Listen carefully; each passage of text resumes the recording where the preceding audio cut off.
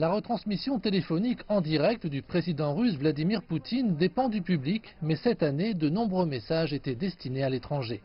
D'ailleurs, une missive avait pour destinataire le président américain Donald Trump.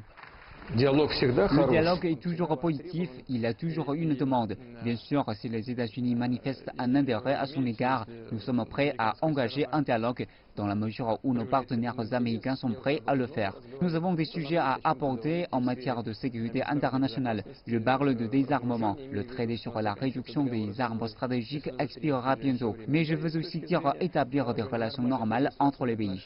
Les paroles prononcées par Vladimir Poutine augmentent ainsi les chances d'une rencontre avec Donald Trump lors du G20 qui se tiendra la semaine prochaine au Japon. Mais Vladimir Poutine a adopté une position ferme à propos des États-Unis et de l'Iran, affirmant qu'un conflit devait être évité. Je veux dire que ce serait une catastrophe pour la région au moins.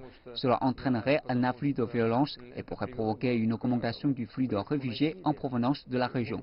Cette période reste délicate pour les relations Est-Ouest. 3 citoyens russes font face à des accusations de meurtre dans la destruction de l'appareil du vol MH17 de Malaysia Airlines qui a coûté la vie aux 298 personnes à son bord en 2014. Après l'émission et s'adressant aux journalistes, le dirigeant russe a nié l'implication de la Russie. Néanmoins, une analyste a déclaré que Poutine essayait de montrer qu'il aimait la paix.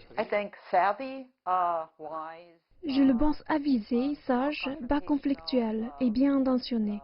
Il voulait paraître conciliant et pacifique en accusant l'hostilité de l'autre côté, en Occident.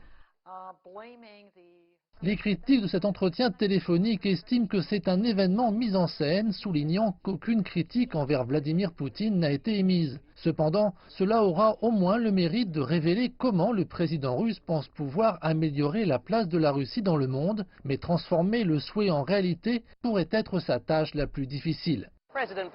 Le président Poutine a déclaré qu'il souhaitait rencontrer le président Trump et rétablir les relations avec l'Occident.